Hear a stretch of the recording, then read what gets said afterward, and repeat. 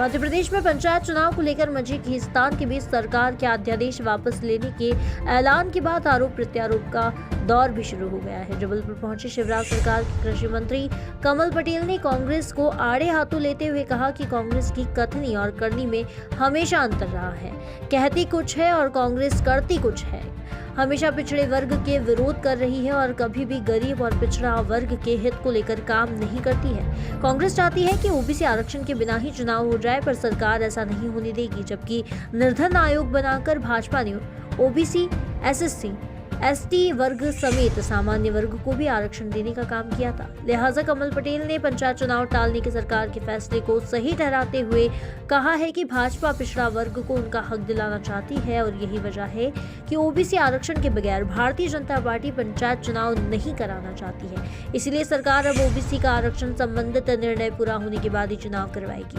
प्रदेश सरकार ने अपना निर्णय ले लिया है और अब इस पर चुनाव आयोग का फैसला लेना बाकी है। इसके अलावा कमल पटेल ने केंद्रीय कृषि मंत्री नरेंद्र सिंह तोमर के कृषि कानून वापस आएगा वाले बयान पर भी समर्थन करते हुए कहा कि इस बार किसानों से बातचीत करने और उनकी राय लेने के बाद ही किसानों के हित में भारत सरकार कानून बनाएगी, क्योंकि मोदी सरकार चाहती है कि किसानों की आय दुगनी हो और खेती लाभ का धंधा बने। वापस लिए गए तीनों कृषि कानून भी इसी मकसद से बनाए गए थे, लेकिन विपक्ष और कुछ संगठनों के किसानों को भड़काने की वजह से कृषि कानून को वापस लिया गया है।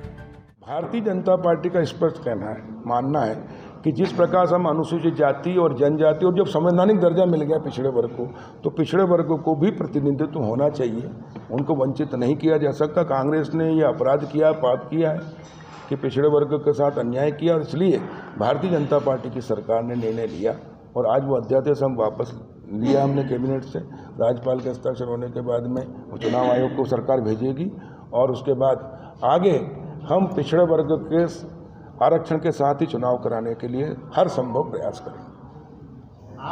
है ना, करा रहे ना, है ना प्रतिनिधित्व। अनुसूचित जाति जनजाति 35% है, 52% के ऊपर लगभग ओबीसी वर्ग के हैं, और इसलिए आगे से उसके लिए भी पूरा व्यवस्था करेगी सरकार। Bureau report, post news.